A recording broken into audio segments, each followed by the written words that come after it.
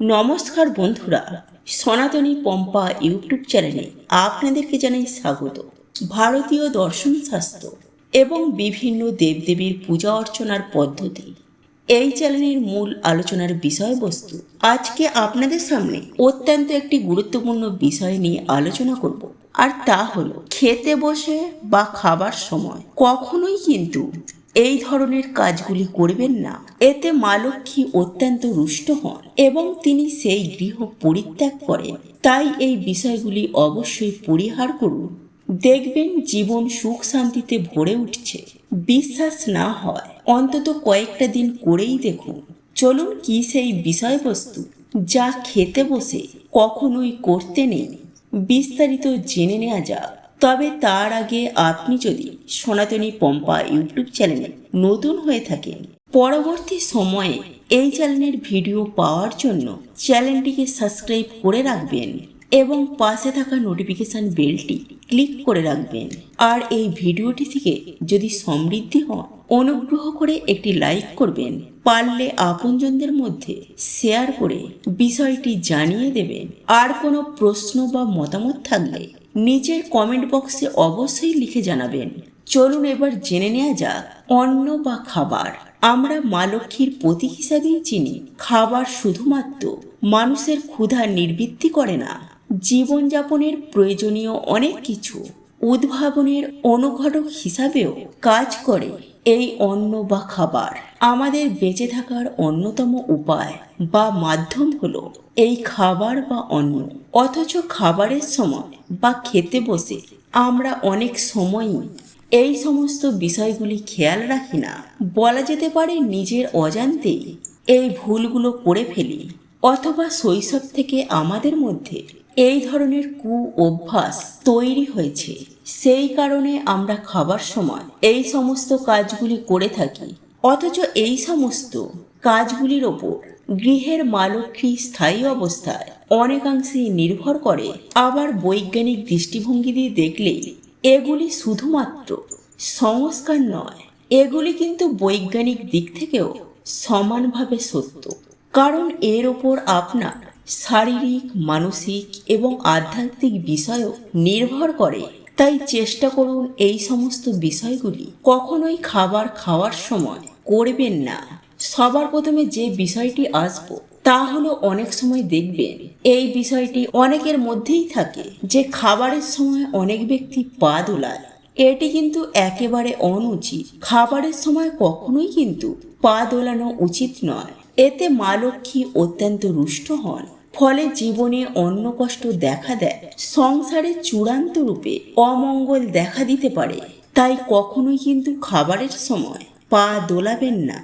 বৈজ্ঞানিক দৃষ্টিভঙ্গি দিয়ে এক্ষেত্রে বলা হয় যে খাবারের সময় যদি কোনো ব্যক্তি পা দোলায়, সেই ক্ষেত্রে তার খাবার ভালোভাবে পরিপাক হয় না এবং তা থেকেই সৃষ্টি হয় হজমের গোলমাল, এবং সেখান থেকেই পেটের রোগের উৎপত্তি হয়। আর এই সমস্ত রোগের মূল উৎসই কিন্তু এই পেটের রোগ।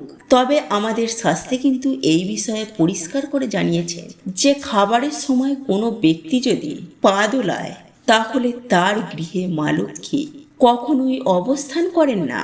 এখন বৈজ্ঞানিক নাকি শাস্ত্র, কোন বিষয়টিকে আপনি প্রাধান্য দেবেন সেই বিষয়টি সম্পূর্ণ আপনার নিজস্ব বিষয়। দ্বিতীয় যে বিষয়টির কথা বলবো তা অনেক ক্ষেত্রেই আমরা করে থাকি।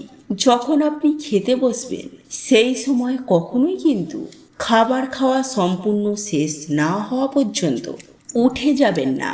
খেতে বসে আপনি যদি এই ধরনের কাজ করে থাকেন, তাহলে তার অর্থ অন্নকে অর্থাৎ খাবারকে তিরস্কার করা।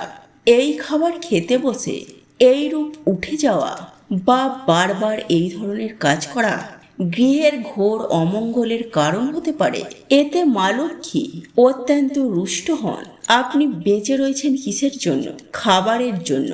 তাই দিনের সবথেকে গুরুত্বপূর্ণ কাজ হচ্ছে আপনার এই খাবার খাওয়ার সময়। আর তাকে যদি আপনি তিরস্কার করে উঠে যান, তাহলে সেক্ষেত্রে মা লক্ষ্মী তো রুষ্ট হবেনই হবেন। কেবলমাত্র বড় ধরনের কোনো সমস্যা অথবা জীবন সংকটের কোনো প্রশ্ন দেখা দিলে তখনই আপনি খাবার ছেড়ে উঠতে পারেন। যে কোনো ক্ষুদ্রাতি ক্ষুদ্র বা তুচ্ছাতি তুচ্ছ কোনো ঘটনার জন্য খাবার ছেড়ে এইরূপ বারবার আপনি ওঠেন, তাহলে নিশ্চিত হয়ে যায় যে আপনার গৃহে মা লক্ষ্মী কখনোই স্থায়ীভাবে অবস্থান করবেন না। বৈজ্ঞানিক যুক্তি দিয়ে যদি এগুলিকে বিচার করা হয়, তাহলে সেক্ষেত্রে বলা হয় যে খেতে বসে এইরূপ বারবার উঠে যাওয়ার ফলে আমাদের কিন্তু শরীরের পক্ষে অত্যন্ত ক্ষতি হয়। কারণ খাবারের সময় আমাদের মুখ থেকে যে লালা নিঃসৃত হয় তা খাবারের পরিপাকের সাহায্য করে। এইরূপ বারবার যদি খাবার ছেড়ে উঠে যান, তাহলে সেক্ষেত্রে সেই লালা শরীরের পক্ষে বিরূপ প্রতিক্রিয়া সৃষ্টি করে। এক্ষেত্রে হজমের গণ্ডগোল হয় এবং যা থেকে বিভিন্ন রোগের সৃষ্টি হয়। তৃতীয়ত যে বিষয়টি খাবার খাওয়ার সময় অত্যন্ত গুরুত্বপূর্ণ, তা হলো অনেক ক্ষেত্রেই অনেক ব্যক্তি এই জিনিসটি করে থাকেন, আর সেটি হলো গামছা পরে অনেকেই খান। এই বিষয়টি একেবারেই করবেন না।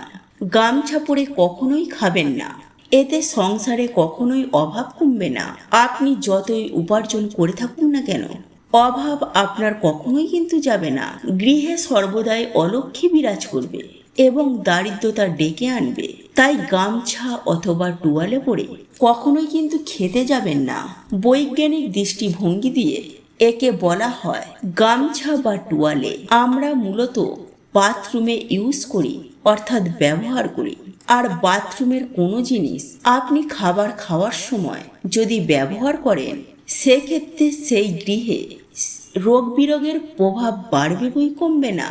এরই পাশাপাশি আপনি যদি গামছা বা টুয়ালে পরে খেতে বসেন, তা কখনোই সুশোভন নয়, সম্পূর্ণরূপেই একটি দৃষ্টিকটু বিষয়। হয়তো আপনি যখন খেতে বসেছেন, তখন বাইরের কোনো বিশেষ অতিথি আপনার গৃহে এসে উপস্থিত হয়েছে, আর তখন যদি আপনাকে এইরূপ গামছা পরে খেতে বসতে দেখেন, তাহলে আপনার সম্পর্কে সেই ব্যক্তির কিরূপ ধারণা তৈরি হবে তা নিশ্চয়ই আপনি বুঝতেই পারছেন। 4 নম্বর বিষয়টি হলো, অনেক ক্ষেত্রেই এই বিষয়টি কিন্তু আমরা মনের অজান্তেই করে থাকি। বিশেষ করে বাচ্চারা কিন্তু এই ধরনের কাজ করে। তা হলো খাবারের সময় খাবারের থালায় আঁকিবুকি কাটা। এই জিনিসটি কখনোই কিন্তু করবেন না। এক্ষেত্রে অভাবের কারণ ঘটতে পারে এবং একই সঙ্গে কখনোই কিন্তু আহারের শেষে নিজের পাত চেটে খাবেন না। অনেকেরই এই অভ্যাসটি রয়েছে। খাবার খাওয়ার পর অনেকেই দেখবেন থালাটিকে চেটে পুটে খাচ্ছেন। এই ধরনের বিষয় কিন্তু মা লক্ষ্মীর অত্যন্ত রুষ্ট হন এবং সেই গৃহে দারিদ্রতা দেখা দেয়। তাই খাবারের সময় এইরূপভাবে সময় নষ্ট না করে বরং আপনি উঠে যান এবং নিজের হাতটি ধুয়ে নিন। 5 নম্বর যে বিষয়টির কথা বলবো, 100 জন মানুষের মধ্যে অন্তত 90% মানুষ এই বিষয়টি করে থাকে। তা হলো খাবারের সময় জল পান করা। আপনি হয়তো ভাবছেন এর সঙ্গে মা লক্ষ্মীর সম্পর্ক কি? মা লক্ষ্মীর সম্পর্ক হয়তো সরাসরি নেই, কিন্তু খাবারের সময় এই ধরনের যদি ক্রমাগত জল পান করে থাকেন, তাহলে সেক্ষেত্রে তার স্বাস্থ্যের পক্ষে খুবই ক্ষতিকারক। কারণ বৈজ্ঞানিক দৃষ্টিভঙ্গি দিয়ে খাবারের সময় বারবার জল পান করা সম্পূর্ণরূপে শরীরের পক্ষে ক্ষতিকর প্রভাব ফেলে। কারণ সেই খাবার কখনোই কিন্তু হজম হয় না। একমাত্র গলায় যদি আটকে যায় বা বিষম খান, তখনই আপনি খাবারের সময় জল খেতে পারেন, তবে তা সামান্যই, কখনোই কিন্তু তা পেট ভরে নয়। সত্যি কথা বলতে জল খাওয়ার কোনো প্রশ্নই আসে না যদি আপনি খাবার খাওয়ার সময় ধীরে ধীরে খাবার গ্রহণ করেন এবং চিবিয়ে চিবিয়ে খান। আর চেষ্টা করুন খাবার খাওয়ার অন্তত 1 ঘন্টা পরে জল পান করতে, এবং সর্বোপরি খাবার খাওয়ার পূর্বে নিজের হাত দুটি ভালো করে সাবান দিয়ে হাত ধুয়ে খাবারের সামনে বসে অন্নদাত্রী মা লক্ষ্মীকে অথবা আপনার নিজস্ব কোনো ইষ্ট দেবতাকে প্রণাম জানিয়ে ধীরে ধীরে খাবার খাওয়া শুরু করুন। এবং সবথেকে যেটি গুরুত্বপূর্ণ বিষয়, সেটি হলো যে যখনই আপনারা খাবার গ্রহণ করবেন, তখন কিন্তু আপনারা খাবার নষ্ট করবেন না। অন্যের অপচয় যদি আপনি এইভাবে করে থাকেন, তাহলে এটুকু নিশ্চিত হয়ে যান আপনার ভবিষ্যৎ প্রজন্ম ভিখিরি হতে বাধ্য। আশা করি বিষয়গুলি মেনে চলার চেষ্টা করবেন। ভিডিওটি আজ এখানেই শেষ করলাম। বন্ধুরা, আজকের এই ভিডিওটি যদি আপনাদের পছন্দ হয়ে থাকে তাহলে ভিডিওটি লাইক করুন, কমেন্ট করুন এবং বন্ধুদের সাথে শেয়ার অবশ্যই করুন। মনে রাখবেন, আপনার একটি শেয়ার অনেক মানুষকে উপকৃত করতে পারে। আপনি যদি সনাতনী পম্পা ইউটিউব চ্যানেলে এখনো পর্যন্ত নতুন হয়ে থাকেন তাহলে চ্যানেলটি অবশ্যই সাবস্ক্রাইব করবেন এবং পাশে থাকা নোটিফিকেশন বেল আইকনটি ক্লিক করবেন এইরূপ নিত্য নতুন ভিডিও সবার আগে দেখার জন্য। ঈশ্বর আপনার মঙ্গল করুক। আপনি সুস্থ থাকুন, ভালো থাকুন।